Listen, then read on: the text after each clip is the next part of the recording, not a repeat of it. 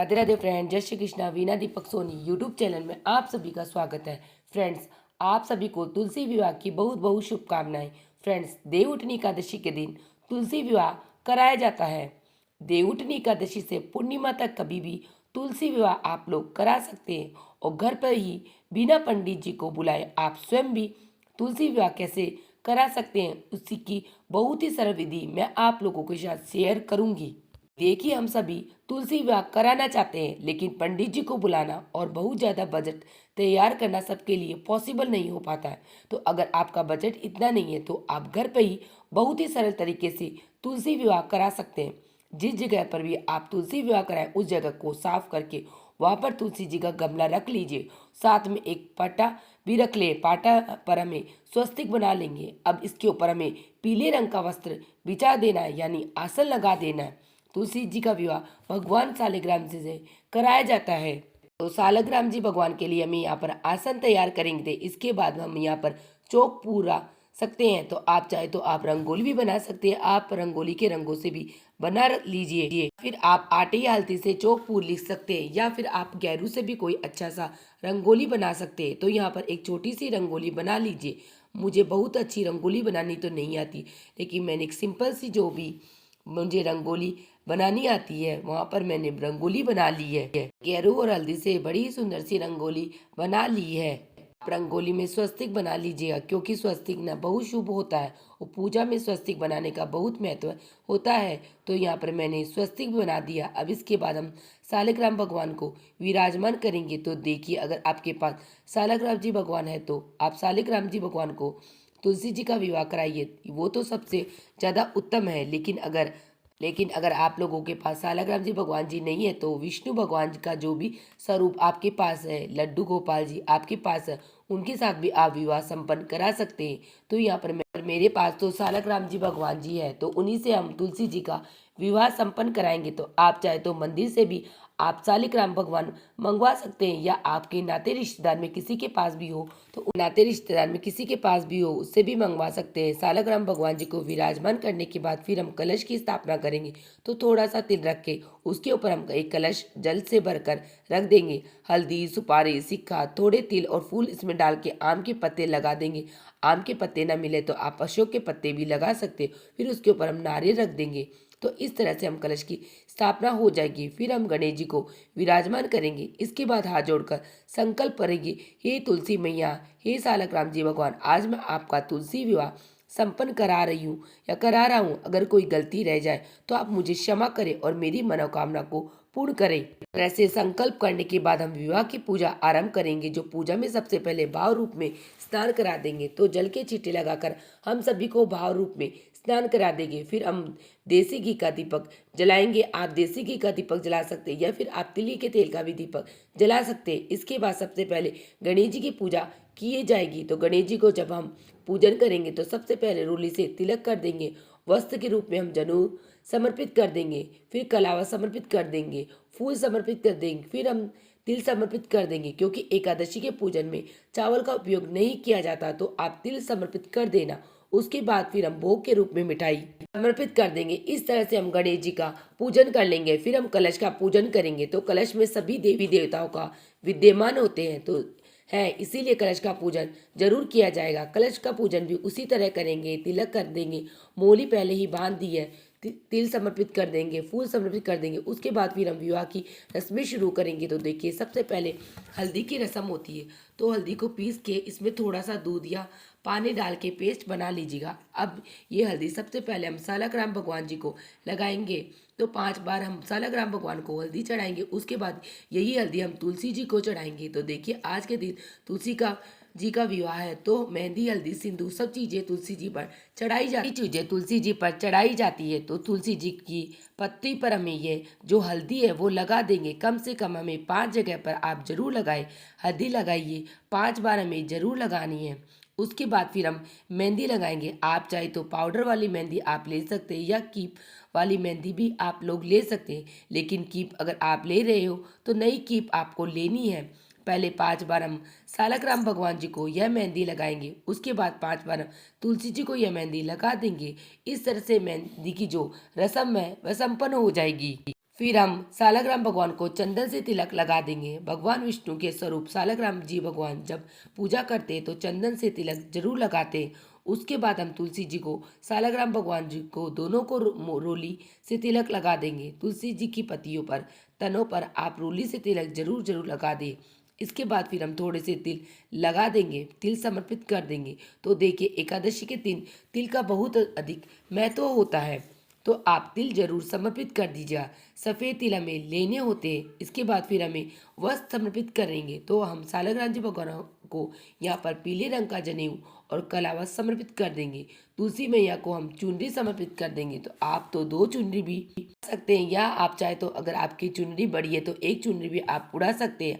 आप चाहे तो आप तुलसी जी को लहंगा या साड़ी ड्रेस वगैरह पहना सकते हैं। इसके बाद हम फिर जयमाला की रस्म करनी होती है। तो उसके लिए फूलों की 2 माला हम लेंगे। पहले हम तुलसी जी को स्पर्श करा के यह जयमाला सालग्राम जी भगवान को पहना देते हैं, और उसके बाद सालग्राम जी भगवान को स्पर्श करा के फिर हम जयमाला तुलसी माता को पहना देंगे। इस तरह से हमें जयमाला की रस्म पूर्ण हो जाएगी। इसके बाद हमें तुलसी जी को श्रृंगार का सामान समर्पित करना है। चुनरी हमने पहले ही पहना दी है। चुनरी में मैंने पहला दी है, बिछिया हमें जरूर पहनानी है। तो बिछिया आप तुलसी जी के गमले में रख दीजिए। आप चाहे तो चांदी के बिछिया आप ले सकते हैं, या आप तांबे के बिछिया भी ले सकते हैं। साथ में श्रृंगार का सारा सामान, जो भी मुख्य चीज़ें होती है, वो सभी हमें तुलसी जी को समर्पित करनी है। इसके बाद गठजोड़ा किया जाता है। तो आप एक पटड़ा ले सकते हैं, आप कोई भी पीले रंग का कपड़ा ले सकते हैं। जोड़ा बनाने के लिए इसमें एक सिक्का और एक सुपारी रख देंगे। हल्दी सुपारी भी आप रख सकते हैं। ये चीज़ें हम इसमें रख के तुलसी जी की चुनरी से इसको बांध देंगे। इस तरह से ये गंजोड़ा हो जाएगा। गंजोड़ा करने के बाद जो पटका है वो हम सालग्राम भगवान के को उड़ा देंगे, यानी उनके उनके चारों तरफ हम इस तरह से जो ये पटका है ये रख देंगे। इस तरह से हमारी जो गंजोड़ी की रस्म है वो हो जाएगी। इसके बाद फिर हमें फेरे कराने होते हैं। तो फेरे कराने के लिए आप चाहे तो एक जो पुरुष होता है वह सालग्राम जी भगवान को उठा लेते हैं, और हाथों में, और जो औरत होती है वह तुलसी जी को हाथों में उठा लेती है, और फिर वे फेरे लगवाती है। 7 फेरे लगवाए जाते हैं। आप ऐसे कर सकते हैं, या फिर आप तुलसी जी का गमला पड़ा है तो सालग्राम जी भगवान को हाथों में उठाकर कोई भी पुरुष 7 फेरे लगा देते हैं। तो इस तरह से भी फेरे होते हैं। आप चाहे तो नारियल से भी फेरे करा सकते हैं। कोई भी आप जटा वाला नारियल ले लीजिए, उसमें आप 7 बार तुलसी जी की और सालग्राम जी के ऊपर इस तरह से परिक्रमा कराई। तो 7 बार घुमाने से तो उसको भी फेरे का ही स्वरूप माना जाता है। आप लोग इस तरह से भी फेरे करा सकते हैं, या इसके अलावा आप 2 दीपक ले सकते हैं। 2 दीपक को आप घी के या तिली के तेल के प्रज्वलित कर ले। उसके बाद में दोनों दीपकों को आपको तुलसी मैया और सालग्राम जी भगवान के चारों तरफ घुमाना है। एक सालग्राम जी भगवान का स्वरूप बन जाएगा और एक तुलसी माता का। इस प्रकार 7 फेरे लगाने के बाद में हम तुलसी माता और सालग्राम जी भगवान के सामने दोनों दीपकों को विराजमान कर देते हैं। इस प्रकार 7 परिक्रमा करवा कर हम भी 7 फेरे करवा देते हैं, और तुलसी माता और सालग्राम जी भगवान का विवाह संपन्न करा सकते हैं। तरह से परिक्रमा कराएंगे, 7 बार घुमाएंगे तो उसको भी फेरे का ही स्वरूप माना जाता है। तो आप इस तरह से भी फेरे करा सकते हैं। ये चारों विधि फेरे की मैंने आपको बता दी। इनमें से किसी भी विधि से आप फेरे करा सकते हैं। फेरे को हो जाएंगे, उसके बाद फिर हमें सिंदूर दान करना है। तो यहाँ पर देखिए, सिंदूर की नई डिब्बी हमें लेनी है। साथ में एक सिक्का लेंगे। सिक्के में सिंदूर लेके सालग्राम भगवान से स्पर्श करा के यह सिंदूर हमें तुलसी जी की मांग में भरना है, यानी तुलसी जी को समर्पित करना है। इस तरह से सिंदूर की रस्म हो जाएगी। फिर यह हम तुलसी जी के गमले में छोड़ देंगे। इस तरह से सिंदूर दान की रस्म पूर्ण हो जाएगी। उसके बाद कन्यादान करना होता है। जो भी विवाह करा रहे हैं वह अपने सीधे हाथ में कुछ रुपये फूल लेते हैं। थोड़ा सा जल लेना है, ज़्यादा नहीं लेना, पैसे भिगोने नहीं है। थोड़ा सा जल हम ले लेंगे, फिर संकल्प करेंगे कि हम अपनी तुलसी जी का दान कर रहे हैं सालग्राम भगवान को। फिर ऐसा संकल्प करने के बाद फिर हम ये जो फूल और जो भी हमने हाथ में रुपये पैसे लिए हैं सालग्राम भगवान को समर्पित कर देंगे और हाथ जोड़ लेंगे। इस तरह से जो कन्यादान है उसकी रस्म पूर्ण हो जाएगी। देखिए, जब भी आप तुलसी जी का विवाह कराएंगे तो उस समय पर गन्ने से मंडप बनाया जाता है, बहुत शुभ माना जाता है। तो गन्ने से आप चाहे तो आप और मंडप बना सकते हैं। अगर आपको आता है तो आप पहले ही एक मंडप बना लीजिएगा। अगर मंडप बनाना नहीं आता तो आप नहीं बना पाते हैं तो कोई बात नहीं, दोनों साइड में आप एक एक गन्ना रख दीजिएगा।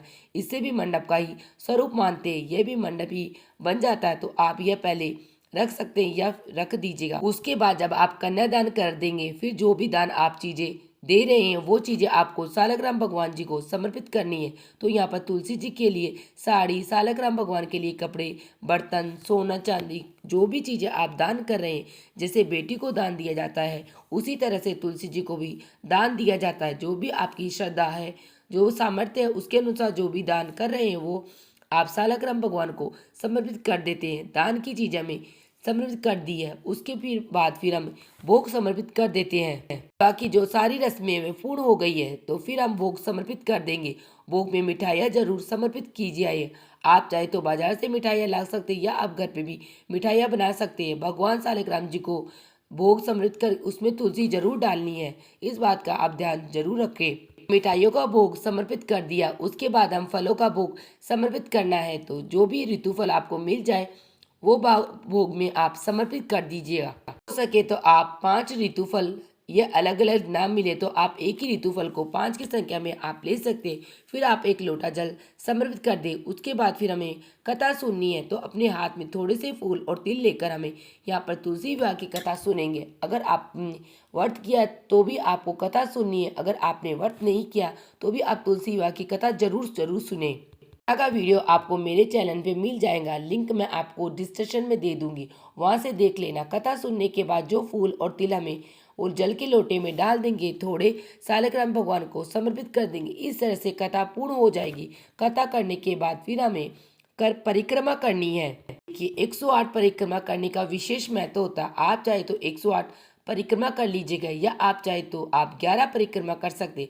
एकादशी का दिन है तो 11 आप कम से कम जरूर कीजिएगा। परिक्रमा करने के लिए आप अपने हाथ में कुछ भी ले सकते हैं। आप बादाम ले सकते, काजू ले सकते या कोई भी ऋतुफल ले सकते, टॉफी ले सकते। परिक्रमा करते करते एक एक परिक्रमा करते जाइए और एक एक चीज़ चढ़ाते जाइए, तो इससे ना काउंटिंग अच्छे से होती जाती है। अगर आप चाहे तो बिना कोई चीज़ के हाथ में भी परिक्रमा कर सकते हैं। फिर काउंटिंग में दिक्कत होती है तो यहाँ पर मैंने आप कुछ भी ले सकते हैं, बादाम, टॉफी, कोई भी चीज़ ले सकते हैं। तो यहाँ पर हम परिक्रमा कर लेंगे। परिक्रमा मैंने आपको बता दी कि है, हो सके तो 108 परिक्रमा कीजिए। 108 ना हो तो आप कम से कम 11 परिक्रमा आप तुलसी जी की और सालग्राम भगवान के इस दिन जरूर कीजिएगा। बहुत ही प्रेम पूर्वक श्री हरि विष्णु भगवान जी की जय बोलते हुए, तुलसी माता की जय बोलते हुए हमें यह परिक्रमा पूर्ण कर लेंगे। परिक्रमा करने के बाद फिर हमें आरती करनी होती है, तो धूप दीप से हमें आरती करेंगे। आप चाहे तो दीपक आपने जलाया उससे भी आप आरती कर सकते हैं या आप कपूर जलाकर आरती कर सकते हैं। तो मैंने यहाँ पर कपूर जलाया, तो पहले हम गणेश जी की आरती करेंगे, फिर हम तुलसी मैया की आरती करेंगे। बहुत ही प्रेम पूर्वक आरती करने के बाद हाथ जोड़कर भगवान से प्रार्थना करेंगे, हे भगवान, आज मैंने तुलसी विवाह संपन्न कराया है। इस विवाह में अगर कोई कमी रह गई है और कोई गलती रह गई है तो मुझे आप क्षमा करें और मेरी इस पूजा को आप स्वीकार करें। ऐसा कह देने के बाद फिर हम थोड़ा सा जल अपने हाथ में लेके सारी जो चौकी है पूजा के बाद उसके ऊपर से वार देंगे। इस तरह से तुलसी विवाह पूर्ण हो जाएगा। तुलसी विवाह कराने के बाद फिर हमें क्या करना है, जो भी भोग प्रसाद हमने चढ़ाया है वो तो हम सभी को सदस्यों में प्रसाद के रूप में बांट देंगे। इसके अलावा जो भी चीज़ें हमने चढ़ाई है वो सारी चीज़ें दान की जाती है। कलश जो है, जो कलश अगले दिन उठाना है, कलश का जो जल हम पौधों में सींच देंगे। नारियल जो सारा सामान जाएगा उसके साथ ही हम दे देंगे। इस तरह से हमें सारी चीज़ें दान करनी है। सालग्राम भगवान अगर मंदिर से आए तो तुलसी जी भी मंदिर में सालग्राम भगवान के साथ ही जाएगी और सारा सामान भी उनके साथ ही चला जाएगा।